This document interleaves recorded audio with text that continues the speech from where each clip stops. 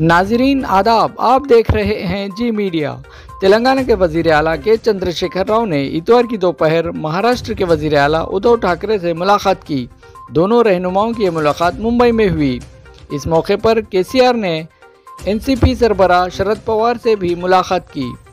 ये मुलाकात मरकज़ की मोदी ज़ेर क़यादत एनडीए हुकूमत के ख़िलाफ़ मुख्तलिफ सियासती जमातों को मुत्तहिद करने की मुहिम का एक हिस्सा है।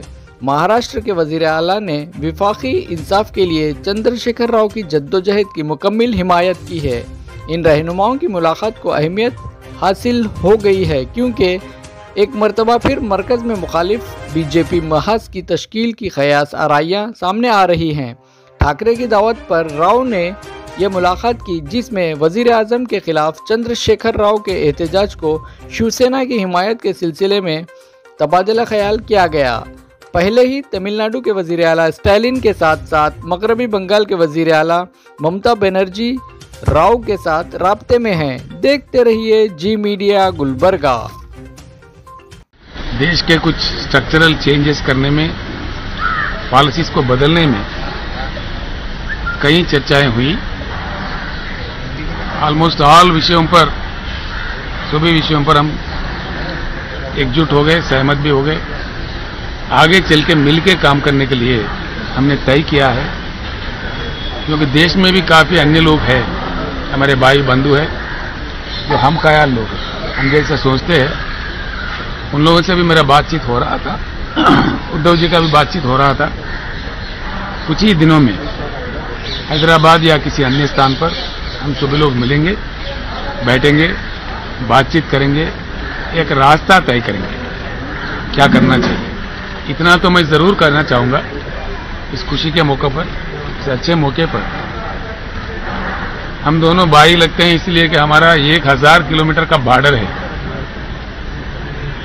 महाराष्ट्र सरकार की मतलब कोऑपरेशन से हमने बहुत ही अच्छा प्रोजेक्ट बनाया, जिससे हमारा तेलंगाना का किस्मत खुल गया है। जो कालेश्वरम प्रोजेक्ट हमने बनाया बहुत ही अच्छा, फायदेमंद हुआ।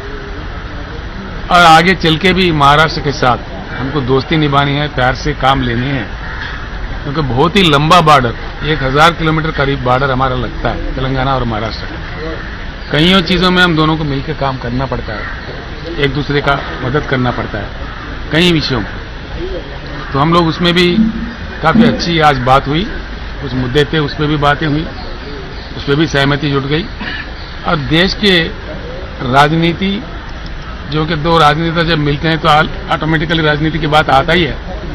आज जिस प्रकार का देश चल रहा है, इसमें बदलाव आना चाहिए, क्योंकि 75 साल के आज़ादी के बाद जो संभावित रूप से जो चीज़ होना था वो नहीं हुआ। हम लोग एक बात पे तो सहमत हो गए कि देश में एक बड़ी परिवर्तन की ज़रूरत है। देश को परिवर्तित होना चाहिए। देश के युवा को, नौजवान को, देश का जो इको है, देश का जो माहौल है, उसको खराब नहीं करना चाहिए। इसी तरीके से इसको ले जाना चाहिए, अच्छी तरीके से। सभी लोग अच्छे प्यार से मिलजुल कर काम करें, एक मजबूत हिंदुस्तान को बनाए, ये हम दोनों चाहते हैं। और हमारे अन्य लोगों से भी बात करके, बाकी लोग हमारे जो दूसरे रीजनल पार्टी के भी लोग हैं, नेशनल पार्टी के भी लोग हैं, कई लोग हैं, सबसे हम लोग बातचीत करेंगे। मैं समझता हूं महाराष्ट्र से जो भी मोर्चा निकलता है वो बहुत कामयाब होता है।